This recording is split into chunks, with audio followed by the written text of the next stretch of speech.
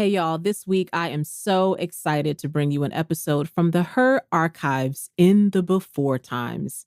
I'm talking with photographer and creative director at Tropico Photo, Michelle Norris.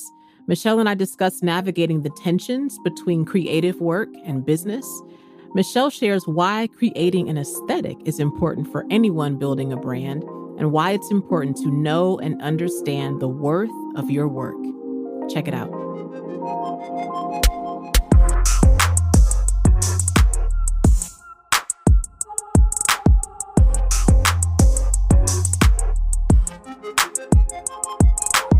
Hey, everybody, welcome back to another episode of Her with Amena Brown. And I'm Amena Brown. And let me tell y'all something.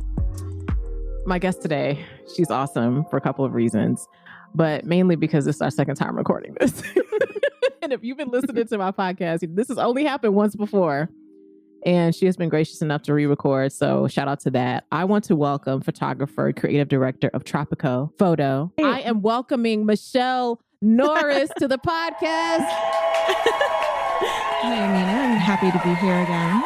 Michelle, this actually worked out like super great because we're getting to be in person and we wanted to be face to face last time. Yes. And like our schedules were like, yeah. So this worked out super great. Y'all, we're going to be talking about all the photography things. And I want you to know, first of all, you should just check out Tropico's work because there's a lot of amazing work. And when I first met Michelle through Christy Gomez, super shout out to Christy Gomez. Thanks, Christy. Because I was looking for a photographer to work with me on like how all the photos were going to be for the release of my book, How to Fix a Broken Record, my author photo on the back. Michelle, you're the first professional photographer I ever worked with for a book photo. Wow. Because my first book, Matt and I just went to downtown Decatur and hoped for the best. I mean, that's how most photography kind of starts out. You cover the basics and then over time you want to get a little fancier with it. Yeah, with someone who is a professional and knows the things. And so I reached out to Christy and I was like, I'm looking for a woman of color to take some photos and like make them look dope. And she was like, it's Michelle Norris that you need. Oh. And then I went to look at your work and I was like, it is Michelle Norris that I need. So the photo on the back of How to Fix a Broken Record is the work of Michelle Norris. And the photo on the back of How to Fix a Broken Record was also styled by Michelle Norris. Because I literally was like, please take pictures of me. And also, I don't be knowing how to dress.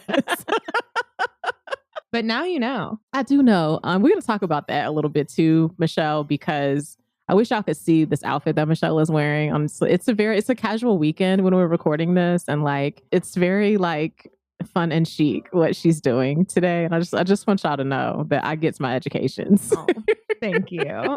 So we're going to talk about that because I think one of the things I've loved about working with you and one of the things I love just about your work, even that isn't pictures of me, is I love just the way you incorporate light and color and style. And there's such an artfulness to that. And I really want to know more about that. So I want us to talk about that. But I like to start with an origin story first. Do you remember your first camera? My first camera actually was like mini cameras because I was shooting with disposable cameras all the time. I guess it was in middle school when I started to get them and I kind of just took photos of everything. It was like a kind of a collector's sort of a thing I was doing where I was shooting with my disposable camera, pictures of my friends, pictures at school, around the house. And then I would get them all printed and then I would put them all up over my walls. So I wasn't like showing them to anyone and didn't really have any end goal, but I definitely liked documenting my life in general. And then in high school, I got a DSLR eventually.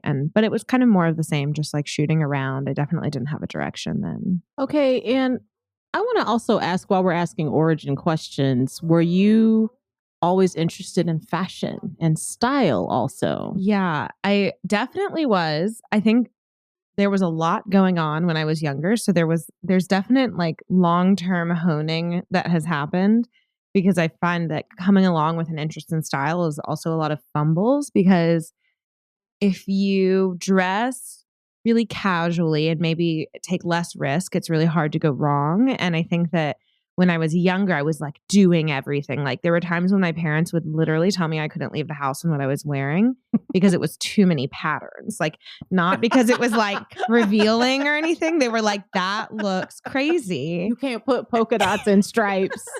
And this specific, I think it was like a tie-dye and plaid sort of a thing going on.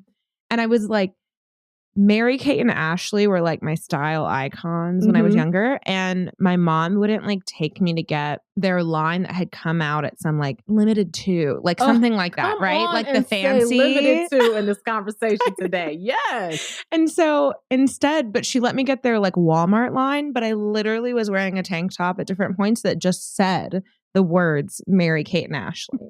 Like it wasn't like they had really designed it as much as it just said their names. So there was interest there, but it was definitely kind of all over the place for a long time. But I've always really liked fashion and aesthetics, and that definitely factors into what I do now in a big way. Well, and I think that's interesting because not every professional photographer is good at style. Right. You know? I think it's really cool that you have both of those things. I mean, we know some people who are going to be really great at style, really great at aesthetics, and wouldn't be great at photography and vice versa. So I think it's really dope that you get a chance to bring those two things together in your work, right? And it's really exciting because it just brings a whole nother element to what we do as the team, my husband, Forrest, Agar, and I as Tropico Photo. It really lets us pull together the aesthetic of all of our projects in a way that feels complete and like it's our voice from beginning to end. So because I have influence over like art direction and style and my own sense of personal style, it helps us to brand really strongly and have control over those portions that sometimes a lot of commercial photographers will have like a signature about their look, but you'll look at their portfolio and it's like kind of all over the place, which isn't necessarily a bad thing. But for us, we bring a very specific style to everything that we do, which is helpful in a lot of ways because people know exactly what they're coming to us for. Okay, can you talk a little bit about the importance of having an aesthetic as a creative? Because there's fears sometimes among us as creatives and whatever work we do that we should be more generalists. And not that it's bad to be generalists, right? But I think we have these fears that what if, said client or said opportunity comes and they're like, oh, we only wanted these to be turquoise. Then you're like, okay, well, cool, I can do turquoise. And they're like, oh, we want these to be metallic. And you're like, oh, cool, I can do, so I think we end up kind of in that mode without taking a bit of a creative step back to say, what's my aesthetic or the aesthetic of my company? So can you talk about why is that important? Or do you think it's important for creatives to have some of those ideas in mind versus feeling like they have to be generalists? Yeah, I think it's a big thing, especially in photography. Early on, a lot of people say, like, make sure you can do everything so that you could get like any type of job. And I think that can serve you to a point. But at this moment in time that we're at, especially with things like Instagram being so pervasive, branding yourself is so important. And you're not going to be able to build a solid following. You're not going to be able to get all the jobs that you want if you don't have something special that you deliver in every project, meaning that specializing and creating your own brand can help you stand out in a lot of ways.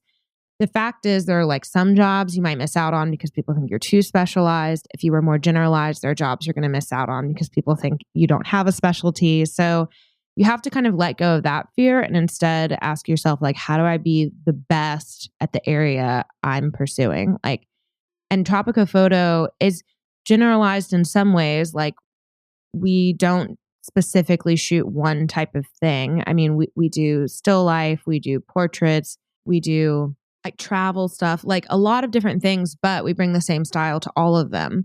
There is a point when you have to be okay with having some flexibility because, I mean, there will be big clients that come to us with jobs that we see why they're asking us to do it.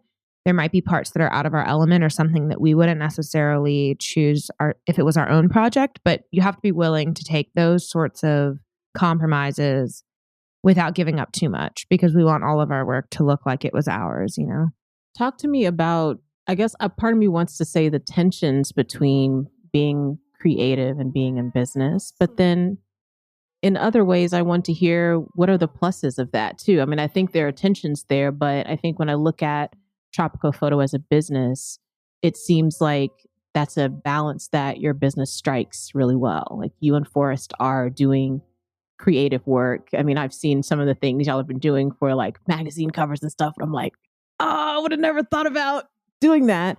But that also means there's this back end infrastructure of how the business part gets run, how the client intake process is, how you're pitching to clients, how you price, whatever it is that you're doing. So talk about some of the lessons that you've learned in your career and that the two of you have learned in this business that you're doing together. Yeah, we feel really lucky to be in the area that we're in because creative advertising is really thriving right now. Our style is very like colorful and poppy and has a very specific sense of lighting. And those are all things that are really popular in advertising right now, which is great. You know, it's definitely leaning towards the art side, especially for advertising to younger people. That makes it really easy for us to feel fulfilled by the work we're doing, but then also being able to get paid for our work and, you know, kind of become part of these bigger campaigns. The biggest plus is really that you get paid. We love to get paid. Getting paid is the best part. But it's also great to be doing something that you love. And a lot of times we're given so much freedom with how we do that. And that's a really great thing. And then even the times when the job is more structured by the client, you still find ways to bring something special to it with each job. You know, like we'll pitch different ideas that we think would be fun. And it starts to become an art form of its own. Like when we're driving down the highway and I'm looking at different billboards, you know, like I really enjoy it because I feel like I'm looking at art. Like I'm thinking about different choices that people made and the advertisements, about the lighting, the colors, like the way they posed people, just stuff that becomes really interesting to us because it is an art form. As far as the actual business side, that is a whole learning curve of its own. I mean, I think that has been the hardest part of running our own business is like figuring out pricing over time, figuring out how to talk to new clients, the words that we want to be using, the way that we want to, like, do you just tell people how much things cost up front? Do you like, there's so many things you just have to work out over time. And we finally now have it nailed down pretty well where depending on like the size of the company reaching out, depending on if it's an agency or if it's the owner of a business, we approach it different ways. So now it becomes like the more experience that you have with it, the more able you are to look at someone and say, well, we're going to need all the details from their project to be able to give them an estimate. Or to look, if they're a really small business, we can give them a general day rate and then say plus props or something like that. And then there's these huge jobs where you have to get a producer and they bid it for you. There's so many different hoops to jump through and jobs like that are 100% different than if a local client reaches out to us. So all of that takes time to figure out. But thankfully, Atlanta has been a pretty helpful community. And the creatives here, I feel like, view each other less as competition and are more like seeing all of us as the underdog and able to give advice and be helpful. And even we've had people openly, share their rates with us. And I think that kind of community is amazing to have, and ideally how you want to approach talking to other creatives instead of viewing everybody as your competition. Yeah, having more of a communal experience. I mean, even, when I worked with you on a named project that unfortunately was never released, but there was, a bigger company here in Atlanta that was partnering with another organization, and they were interested in me doing this video project. And so I had reached out to you because there were very specific style requirements. It was the first, video project I'd ever done where they were like, here's our mood board. And I nodded in the meeting like I knew what a mood board was. Right. You're like, yes, like, exactly. Yeah, mood board. Mood boards all over my house. I love a mood board. Exactly. Show it to me. I get out of the meeting and I'm like, do. I'm like, Michelle, please come and help because they want some clothes to match a mood board. But for you, because this is, even though it was, you were helping me, and you're just like, as a side job, sometimes I help people look good. Right. But you were like, this is not my main job, but come on, girl, I'm gonna take you But to the let's go store to the and try to mall. help you like look nice, you know. But because this is, you know, the market I was in is such a major part of what your business does. Like when I said the words to you, Right. you were like, oh, I understand this language. Let me see. Let me look at it. And you were like, oh, I get it. And I think sometimes as creatives, when your business is growing, sometimes you do get to that point where you're like, uh-oh, like I'm in a room where some people are saying some things and I don't know what they're talking about. And you start to learn that the language that they're using in advertising and the more corporate the company is, the language feels abstract to other people who aren't in that world. So I feel like it takes a lot of practice to be able to take that information, that mood board, those like buzzwords that they're using, and learn how to synthesize those into what it actually means in like real application. Because, you know, we'll have people come and say, we want it to be a citrus forward palette that really pops, but doesn't feel too young or kitschy. Like things like that. I'm lost. And you're like, I used to feel like, what are you talking about? And now I'm like, I think the best way is that you take it and you just run with it. And you're like, okay, this is what that means to me, and throw things out there. And I feel like you have to be unafraid to say, okay, let me make sure that I'm getting you here. So I'm thinking we're talking about like bold colors, but they're rich and not too bright. And that we're talking about more sophisticated than what might be for a 20-year-old or something. You know, it's so confusing, but I think over time it's really helpful to just kind of practice bouncing ideas off with other people to make sure that you get it. Because there used to be times when we would have a whole conversation on the phone, get off the phone, and I would be like, I don't know what are we talking about? And I don't know how to start now. I can't put together like a deck, which is like basically a creative pitch. Like I was like, I left that conversation having no idea what's going on. And now I feel a lot more enabled to like charge forward and ask questions if I don't know. And I think that people appreciate that because they want to make sure that you're invested and on the same page too. And at the risk of like sounding clueless, I think you're going to gain more in the end from making sure that you're connecting with them rather than sort of just feeling intimidated by this kind of advertising language. I mean, I guess that's what it is, but I'm like, where are these words coming from? Where did you get them? What are y'all talking about? Right. I don't know. I mean, I'm like, this isn't how people talk to each other about the way things look. Like even when I showed you the mood board from that project, I remember you using language about like which of the colors were the primary ones. And then there were some that I probably would have like said like accent colors. Yeah. Right. And I was like, oh, she's also using some words that like, okay. Now the words are ingrained in my mind. And like suddenly I'm the advertising person. Like, I'm like, I know, I say this stuff now. It just comes out of my mouth. But even working with you on that helped me to know for like the next project I would do, you know, that was going to involve working with an ad agency or creative agency. I felt like more equipped. Right. After like having that conversation with you, I was like, okay, I'm talking to someone I'm familiar with. So I'm not like in the meeting where you're supposed to appear like, you know, all the things. I could look at you and be like, what are we saying? Yeah. And it's nice too when you're working with another person, like Forrest and I working together on something, we're able to get off the phone and be like, okay, so what I took from that is, and it's nice to have somebody to like bounce that off of, because I honestly don't know how people like put together creative decks and bid by themselves. Like it's being in just like a bubble of your own mind and like creativity. I'm like, that seems stressful to be like, I know what direction. Because the other thing is when people present you with this stuff, then you're supposed to process that and basically pick a direction and really commit to it and go for it and like show them the way you think the project should look in finality. So you have to be really self-assured about that. Right. And be like, I'm picking the right thing. I feel good about this and I'm sticking with it till the end now. So having another person as a partner on that kind of thing, I think really gives you the support that you need to feel good about it.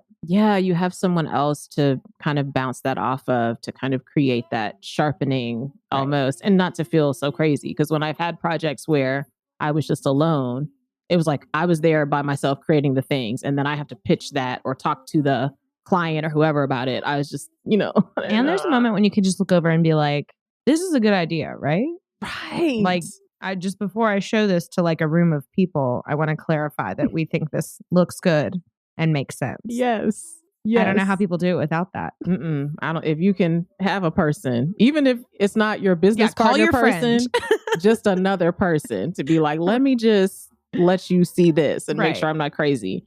I want to ask you along those lines, how do you deal with, I'm going to use the word rejection because there may be a better word to describe this, but in the sense of in your business, you're pitching ideas, you're pitching your work or your ability to do this work, but it may be you pitching alongside however many other people are up for the job, And so some of those you end up being the company that gets picked, and then some of those you were hoping you were going to get picked and you don't. How do you balance not feeling like I give up on all of this? Yeah, that's a hard question. I think it's because, especially for big advertising jobs, you're always bidding against two other people. So they're like triple bids. So when they bring you this huge job and big budget, before you get all excited about it, you always have to know that there's usually two other people that they are giving the same amount of attention, who are also putting together pitches, who are on the phone with them, who are getting debriefed all about it. Like, because it gets really involved and it makes you feel like you're like, surely I'm going to get this job. But I would say, at this point, Tropico's been around for a little more than a couple of years. And we have been so lucky to be really successful during that time and to be able to live off of our business and fully commit to it, which is amazing. But I would say that, when we get approached for these big ad jobs, we probably only get like 25% of them. Wow. Yeah. There are so many times when we get contacted and you make it to whatever point in the process. Sometimes it's like weeks in and then you just don't hear anything back and you didn't get it. And I think that you have to, at this point, I feel relatively unattached until the contract is, not even until the contract is signed, until the deposit is paid. A word today, Michelle. A word about the deposit today. The deposit. We started, I feel like I sleep so much better at night ever since like a year, maybe it was a year ago, maybe a little longer, that we started saying we have to get a 50% deposit before we can lift a finger for the project. Like, I can't be doing anything to prep for it without a deposit. And it's amazing because it helps like make your income steadier, because obviously as freelance, you're, maybe doing all these jobs, but you're not going to get paid for any of them for 30 to 90 days sometimes. Well, so it helps stabilize because you're getting paid twice as often, essentially, like maybe not the full amount, but still it helps you pay your bills like a normal person. And then on top of that, it ensures that you're not going to get screwed over, because otherwise there's nothing between them. Like, once you started using time on prepping for a project, those are like billable hours. And then if the project falls through, you don't really have any recourse. So we do a non-refundable 50% deposit. And then if the project falls through on their end, people just eat that money because that's, what was agreed to. But back to kind of rejection is like, you have to think of it not as a rejection, just like a missed opportunity, because we're like, there's so many times when it's not going to come through. I think even the most, and this is hypothetical, but in general, I think even the most successful photographers are probably talking like a 50% success rate on these types of jobs, because the other two people you're bidding against are also amazing photographers.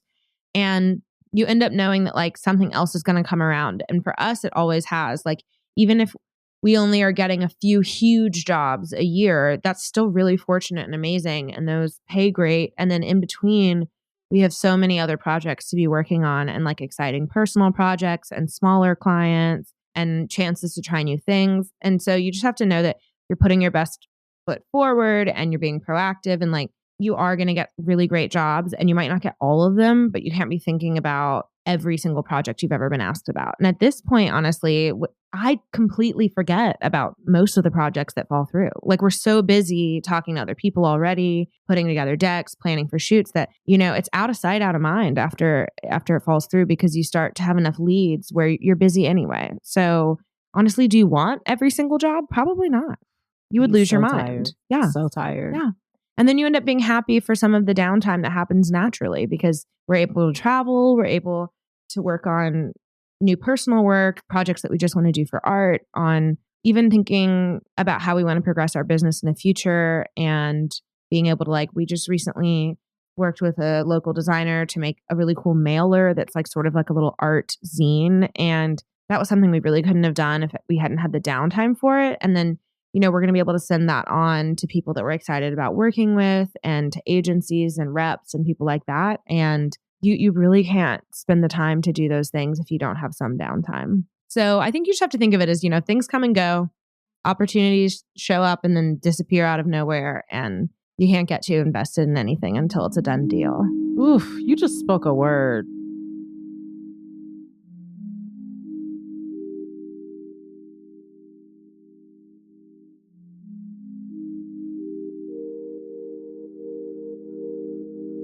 There's a couple of words that were in there. I mean, the first thing is just turning on its head how we view rejection as people who are, creating or putting art in the world in some way. I think we can get super emotionally attached to the things that we make or put our personal value or worth into what people say or think or accept or reject about what we make. And I love that you use that phrase, missed opportunity, which is a lot lighter. And I feel like I'm a lot more likely to be able to move on in my life from that versus rejection sounds like sackcloth and ashes and salt over my shoulders. And now I'm just how will I ever make a thing again? Right. I mean, the other thing is I feel like I have sometimes gotten caught up with other people, other creatives looking at what they're doing and being feeling really jealous and being oh man, they get all these amazing jobs. And I just feel what are we doing that we're not? And then I think about the fact that we are getting really great jobs. It's just easy to kind of look on to other people and compare. And then I also then am forced to step back and think for a minute about how we are doing the job of our dreams, living the life of our dreams, making a good living and never have to dread going to or doing work ever. What am I talking about? What am I complaining about? It's crazy. Yeah. And it makes you realize that this comparison thing will just eat you alive no matter what. And to me, that's almost even more dangerous than just the frustration of being rejected, is looking on at what other people are doing and thinking about how well, I'm never going to be getting those types of jobs. I'm never this. And it's be thankful for what you have. And I mean, it sounds so simple, but it really is being a working creative is such a joy, and also never having to dread doing your job. Yeah. It's every day. And when people tell me that they are dreading going back to work or something like that, it makes me remember how lucky we are, because there's not a thing in my life that I wish I didn't have to do. Wow. That's amazing. I mean, I guess if I got jury duty. Right. And you're well, not that. Then you're maybe I'll do some sketches. Yeah. Maybe I'll make this a fun thing. Maybe get some work done. I love that perspective, though, just to look at it. First of all, what you said about the comparison factor, I think is so true, because everything about being a creative who's also an entrepreneur is this constant ebb and flow. That sometimes in your business, you'll be in the middle of this super busy time, all the stuff's going on. And then you will naturally, like you said, have some time that it's just going to slow down. Right. And inevitably, sometimes during that slow down time is when you're scrolls Instagram and oh, look at wow, you. Amazing new campaign you're for working you. with that. That's nice. And I'm at my house How fun. now. I'm in my pajamas right now. That's fun. Yeah, I mean, yeah, I think also for freelance, you really just can't get too emotionally tied to how much work you're currently doing, because there have literally been times when I've been if no one ever emails us for a job again, I couldn't be happier, because we're so busy and I just can't anymore. And then literally it'd be 2 weeks later and we're completely dead, and I'm refreshing my email and being anyone need anything? Hello? And it's you can't, the more you get tied to that, you're never going to be happy, because when you're busy, you're tired. And then when you're not busy, instead of enjoying your downtime, you're just thinking about how you hope you get a job. Well, it's that's not how you want to live. Yeah. So you have to be okay, I know I'm going to get jobs and I'm going to be good with my money when I get them, so that when I don't have jobs, I can just enjoy myself and go rollerblade on the Beltline with my dog. A word. Isn't that what you want to be doing? Yes. I mean, different, because I don't do outside. And you're not that. Or dogs, but same. That, but me and a donut, probably. I'm taking a donut down the belt line, just with my Exactly. sneakers on. But that's something I'm still learning in a lot of ways. It's the thing I have to remember when the slow time comes. There's always this moment of like, like Mm-hmm. starts to freak out and then just has to be like, okay, like last summer was slow like that for our business. And I just decided, you know what? I'm going to work a 4-day work week Yeah. because we'd had a really crazy year prior, personally and professionally. And I was like, you know what? This is a summer that I don't have a lot on my plate. I'm going to work 4 days a week and like write the stuff that I've been wanting to write. And in what other job that I would be working or worked in the past would I have been able to go, hey, you guys, this whole summer, I'm only going to be here 4 days a week. Don't ask for me. Sorry. Don't ask for me. Don't worry about where I'm at. I'm not available on those days. Won't be here. Yeah. And I think the other thing you said too about the comparison factor is sometimes when we're looking at like other creatives getting whatever that opportunity is, like we know our own life. So we know like the hard work we put in and the struggles we go through. And like we know all those things. So when great opportunities come to us, we're like, I needed that opportunity. I'm so glad, but when we're looking at someone else's life from afar, we're not able to see like all of the things back there that like helped that person. And I mean, you're seeing it on social media where people are literally, it's just the highlights. It's just the big campaign that you worked on. It's just the magazine cover. I mean, I'm sure that there are people who look at our Instagram feed and are like, man, they're just always busy making something cool, I guess, and blah, blah, blah. I think one thing though is it's nice when I follow creatives on Instagram who are like transparent about the fact that everybody has slow times. And I guess I'm always assuming that people are just constantly jet setting and shooting and getting a new campaign and this and that and the other. But that's not necessarily true. And I think that it needs to be acknowledged that like being slow doesn't mean that your business is dying. There are seasons for everything. And sometimes it just happens that less people are contacting you right then. But there's nothing wrong with that. And you have to learn that being freelance doesn't mean that you're trying to work a 9 to 5. So if you don't have enough work to be working 8 hours a day, 5 days a week, that doesn't mean anything. Mm-hmm. It's like having enough work to make enough money to live on and to live the type of life that you want. But if that took you 8 days last month, good for you. You don't need to be like sitting at your desk waiting every weekday for an email so that you'll have something to do. It's like, go do something else. You don't have a 9 to 5. I am going to rewind this and listen to it myself. Whenever I'm starting to freak out, I'm going to be like, Michelle, tell me again because I need. Well, it's just because I've had moments like that where I was, starting the day at 9 and then like did all the things and was done at 1:30 and would be like, oh, I just feel so lazy to go just take a walk now and whatever. And it's like, why? This is the whole point of why you do this. And then there are times when we're literally working until midnight. Right. And why am I forgetting about these times now? Because I want to take a walk in the middle of the day. Because I'm holding myself to some like paradigm that I don't even have to exist on. I was just thinking about this weekend because, as you know, I'm married to a DJ. So in our business, it's like the weekend is a work time. Yeah. So if he's DJing Friday and Saturday night, I may have an event to do or host during that time. So in a way, it's like Monday becomes our Saturday. Monday's the day that you're like going to the grocery store and cooking food for the week or whatever you're going to do. And so I had to stop holding myself even to the weekend, like the traditional weekend. Like I might not get that, starts at Friday night until like Monday morning thing, And it's a completely made up construct. And the whole idea is that you're living outside of the normal work schedule. So why this guilt and obsession with like adhering to it at the same time? I feel like it took me a little while to realize that I was like, I need to be working 8 hours a day, 5 days a week. And then I was like, honestly, so many people that I know who go to their jobs are sitting on Facebook for like half of that time. So I'm like, I don't even know that you need 8 hours. I know I did. Well, I don't know if we had Facebook when I worked corporate because it was a while ago. Right. But I know I did all sorts of things that were not my job. That's what I'm during saying. that 8 So hours. I'm like, you know what? If you can get all of your work done in whatever length of time, more power to you. It's not about like filling the time with you sitting at the computer. So, of course, we work on weekends. I'm surrounded right now by like props that I'm like painting and cutting out. So it just depends. And then sometimes you'll have some of the week off and sometimes you get a whole weekend off and some of the week off. And then sometimes you work 18 hours a day. for, 2 weeks. Right. Until the project gets Until it's done. Yeah. Right.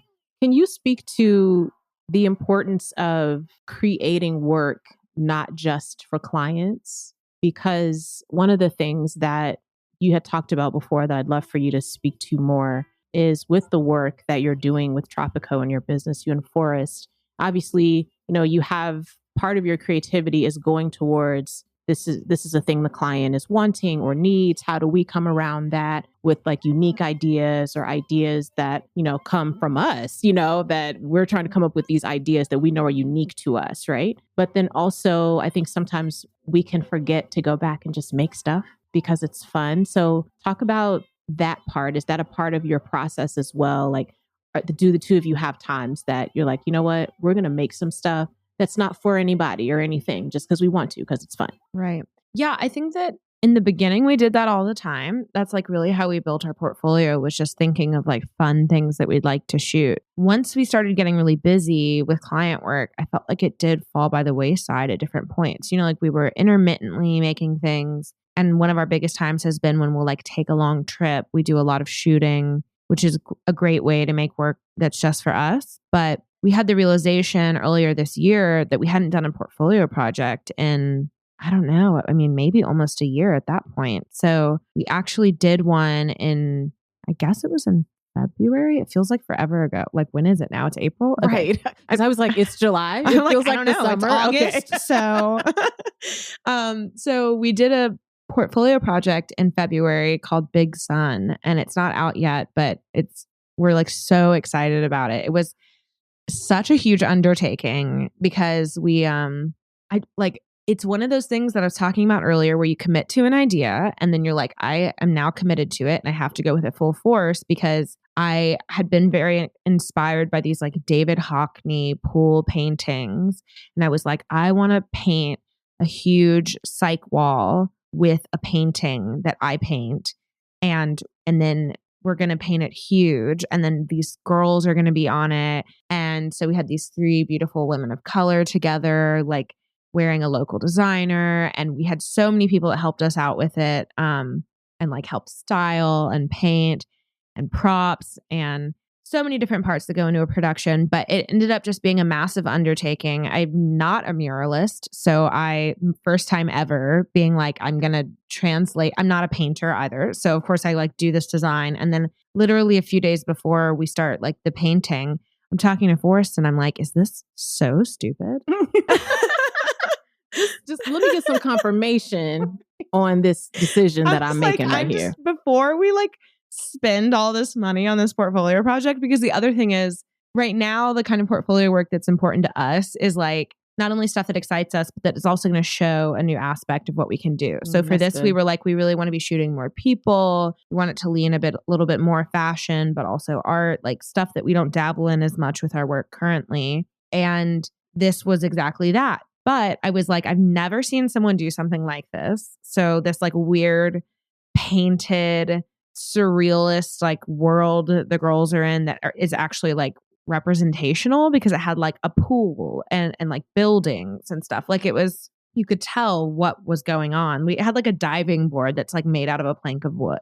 Wow. That's like into the fake pool. Like it's so much happening. And I was very worried it was going to be like the dumbest thing in the whole world, like 2 days before when we've already done all this work. But it turned out so amazing. It is my favorite project we've ever done. And I can't wait to show people. But that's kind of the leap that you have to take of saying, I have an idea, I'm going to stick with it now. And I'm just going to trust that it's going to be cool. And it ended up really turning out that way. But I think another stress on top was that when you start getting into a production that big, you really are spending a lot of money to make it. Like it's not free. Mm-hmm. And even though a lot of people are like willingly volunteering their time, there's just concrete cost, like this much paint and, shoes that we like can't return. They're going to get like scuffed, like just the cost of props, like things add up a crazy amount, even when so many people are helping you out. And, it's something that you need to account for and be willing to do because it's completely worthwhile, but you have to commit even more because you're saying like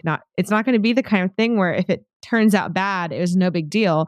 Like if it turns out bad, it was $3,000. And I won't all those dollars. Right. And you're like $3,000 to look really bad, I guess. But it was amazing. And I'm excited for it. And I think that it kind of got me excited again about just making work for us and just showing what we can do and feeling super passionate about a project and a direction and not having anybody to report to about it. Yeah. I mean, I just had another creative give me a talk that like a pep, I want to say it was a pep talk, but I mean, kind of like foot in your, a little bit. That's like a pep talk. Right. But, she was giving me this talk, like as a creative, you should be willing to invest in yourself, invest in the direction you want to see your career go. Right. Because I was kind of standing at that, fork in the road of like, well, I could kind of put this money, into this thing I want to make. And I'm a little scared thinking about putting that money into it and just hearing you share this story of this project that you were working on. It encourages me also along the lines of what she was trying to say, like as a creative, don't be afraid to put that investment into yourself, into your business, And I think it's a little counterintuitive because a lot of creatives work from the point, and I mean, we do too in general, is to like spend as little as you can and try to make as much as you can without putting too much into a project, like money wise, like how to keep it really affordable. But then there's times when you just have to make the leap and be like, I want this to be the best it can be. And there's money that needs to go back into the business. And that's how it works. And you realize that creatives are kind of the only ones who don't think of it that way. Like everybody else is like, you have to spend money on your business to make money. Like that's how business works. But I think creatives kind of skirt that a little bit and are like, oh no, I just pay for materials, but then I try to keep it pretty low key. So it's funny though, because you never know the way that things are going to come back. Like after doing this project, it was so serendipitous. Like the project obviously isn't even out yet. And, we had been posting like behind the scenes on like Instagram. Well, the creative directors that we know follow us from Atlanta Magazine saw the behind the scenes and then reached out like literally less than a week later and we're like, we want you guys to do something like this for the cover of next month's issue. So we shot that and it literally was like an exact like, it's rare when you make things that you see it come back to you so instantly and clearly and know where it came from. But this was one of those things where it was like, you did a portfolio project, immediately got a job from said project that directly relates to it. Wow. And I was like, man, you never know. You really don't. And we like shot it at the same studio. We did a big painting for it. Like it was really correlated to the project, which is awesome. And it's kind of a like oversimplified version of what portfolio work does for you, but it also is a good representation for like, this is the idea. You make something for yourself that you're just excited about. And then even if this wasn't your intention, clients see that, they like it, and then they're going to come to you for that sort of work. Yeah. And if they can't see that in your portfolio, then they're never going to think of you for it. A word today, Michelle. A word today. Oh, that's so inspiring. It's really inspiring me just to think about that. And as I think finally I go through like different stages where like I'm writing and then I'm taking the writing for stage and, so now it's like I'm back at the beginning of that cycle, which is getting ready to go into the writing, which, I want to procrastinate and not do because, That's how getting started on any project is like that. like no. Even if you like what you do, you're like getting started is so hard. I'm like, no, are there dishes I know, literally anything. House will be sparkling clean. What else can I do before except project? Sit down and do this. Yeah. But it's so interesting how sitting down to do that work in this nurturing way for yourself as a creative and for your business, to me, does bring this good energy to you. And sometimes it brings clients to you, like in the story, you just told.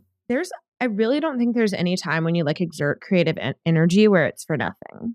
Like in some way or another, that ends up serving you. And whether it's as obvious as it was in this case, or whether it's something more subtle or even like years later, I think that those things come back and they're a big deal. And there's not a time when you're like, man, I wish I hadn't spent that time on that creative project. It's like, I don't think you should ever feel like that, Yeah. What tips would you give to people who are just starting in photography? They're maybe at the very beginning, getting out of school if they've decided to go to school for photography, or they're in the hobby phase, but contemplating if that hobby should turn into more of a side hustle, more of a business. What are some things you would say, like just the things you've learned as a photographer, the things you've learned in your business that would be good for that photographer kind of on the edge of maybe jumping more into this? What should they be thinking about?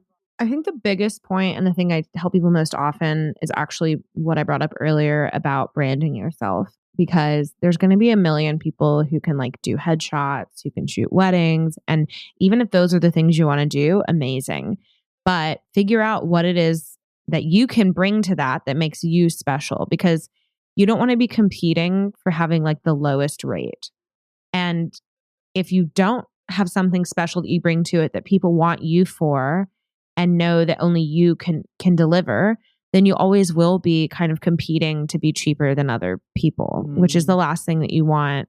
And I think like whenever you brand yourself, it makes you more able to say like, this is why I can do this job in a way that's really special and amazing, instead of having to come for it from the direction of saying like, here's how much money I can save you. Like it's simultaneously not good for a business and also not really good for the way that you think about what you bring to a project. So I think branding yourself and figuring out what you can bring to the table that's special and that's consistent and that's going to make you desirable specifically is ultimately the most important part.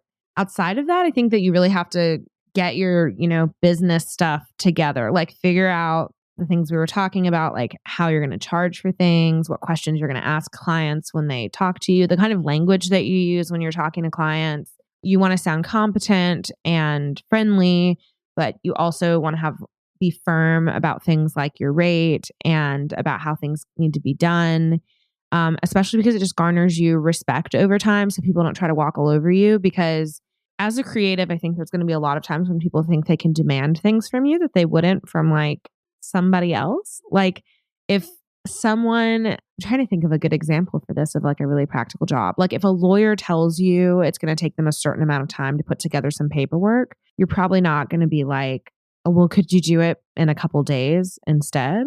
Right. Like, well, you're like, no, they just told you how they do it. And I think that with creative jobs, there's a lot of times when people just think that we're maybe like making stuff up. Like when you're like, well, our turnaround is 14 business days. People feel like they're like, that sounds really long. Could it be shorter? And you're like, no.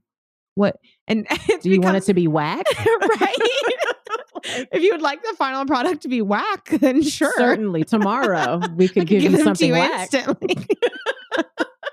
But yeah, it becomes this thing where, and I don't think people are intending to push people around, but I think it's just the way that creative jobs are perceived. Like when people just ask you if you can like come down on your rate, if you can do things for free, like just stuff they wouldn't ask other people who have professions that are more clearly outlined maybe. And I think finding your footing with that and feeling really confident about what you're going to say is important. And the other thing is just on a completely practical level, you're going to be able to do this stuff a lot better if you're not feeling like panicked for money.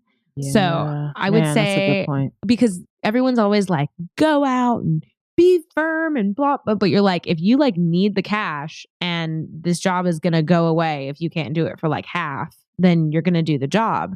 So I think the idea is really that you want to get financially sound going into it. So like, even if you want to take it up as your side hustle and save up, a lot of people say that the standard is that you should have 3 months of living saved up, like for everything, so that if you don't get a job for 2 months, you're not going to be like panicked. And that's going to let you like be more selective about the kind of work that you want to get.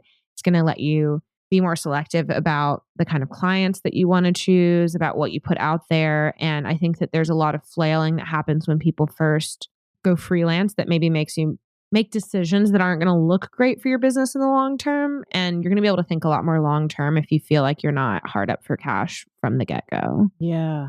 Which I feel like not enough people say. People are just like, go pursue your dream. And you're like, with money. Right. Because otherwise I'm going to be crying and not have a place to live. Or you're going to get burnt out really fast where you like go into freelance, try it for 2 months. It's traumatizing because you thought you were going to get kicked out of your apartment. And then you're like, I can't do freelance. And you're like, well, that wasn't really a fair shot maybe.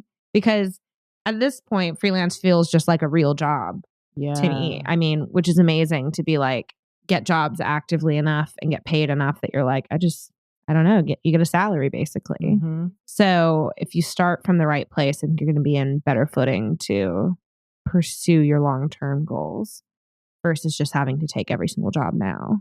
Michelle is telling y'all the business because when I have creatives come up to me and ask me for advice on this, and they're like, I'm working this job I hate so much, and I really want to be, fill in the blank with whatever creative thing they love. And typically one of the first things I say is I'm about to tell you something that's not sexy, and it's not going to feel like, yeah, I'm doing my dream, but like, maybe don't quit yet until you save up this money and then do your thing you've been doing on the side, and don't act like that money doesn't exist. The money that you make from that, and stack money and stack money and stack money. Right. Until when you do decide to leave your job, you're making a transition versus you doing what I did, which was, I hate this corporate job. Right. Quit. And then I'm like, hey world, I'm available for gigs. Right. And the world's like, bring them to me now. World's like, can't hear you. Sorry. Don't know who you are yet. And I'm like, what? No one knows who I am? I'm here in my apartment. Nope. Come on. I'm available. Hello?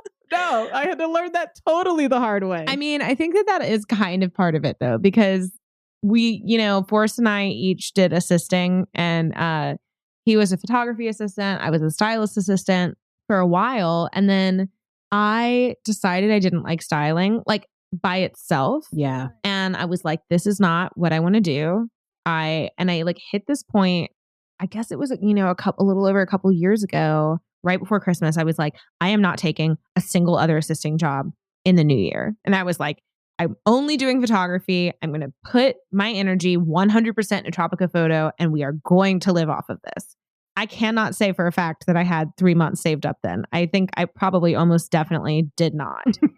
But I feel like we were really fortunate that we put that out into the world. We spent all this time working on the website, getting our great logo together, starting our Instagram, and we started to get jobs. It was just it happened, put it out into the world, and that doesn't mean that can't happen for whoever's doing it. I think it's probably a lot less traumatizing if you have money involved already. Sure. But another thing that actually brings up is that don't half-ass anything going in. Treat it like you're a real business. Yeah. Get a great website. Don't start with some janky website.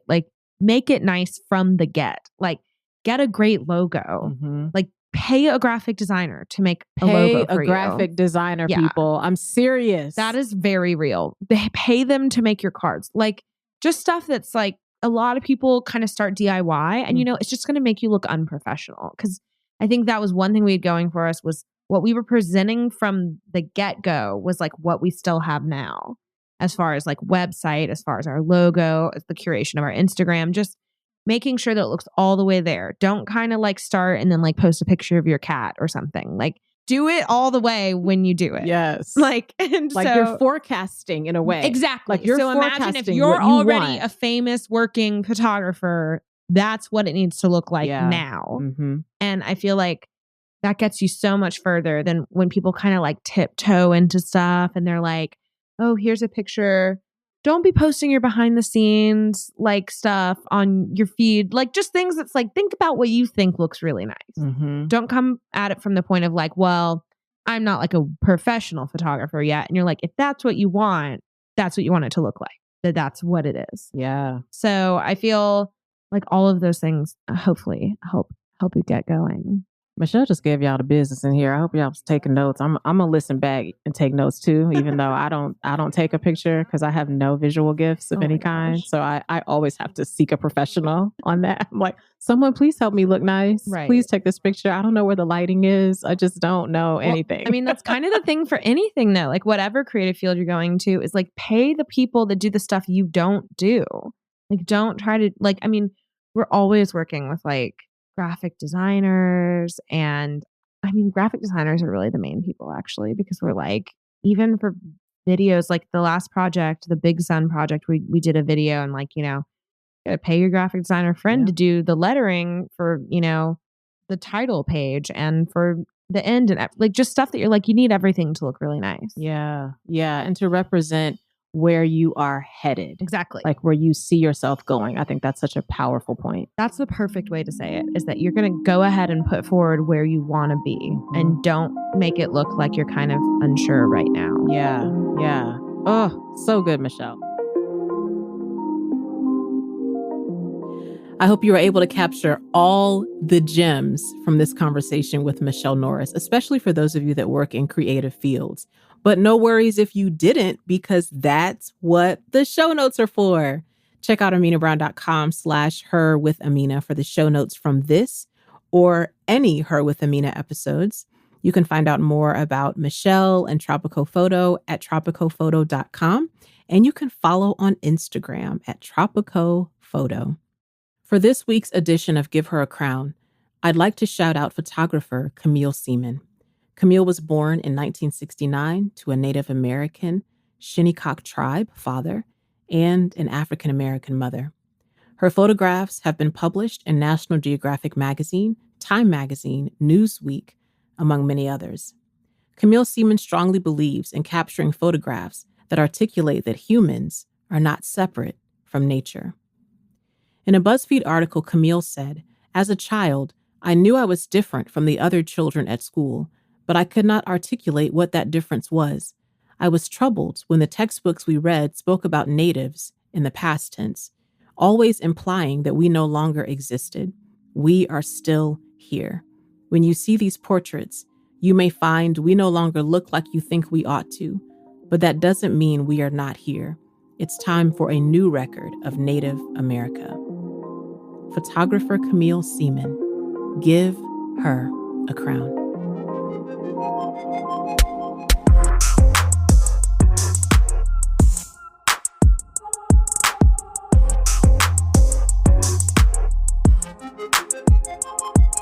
Her with Amena Brown is produced by Matt Owen for Soul Graffiti Productions as a part of the Seneca Women Podcast Network in partnership with iHeartRadio. Thanks for listening, and don't forget to subscribe, rate, and review the podcast.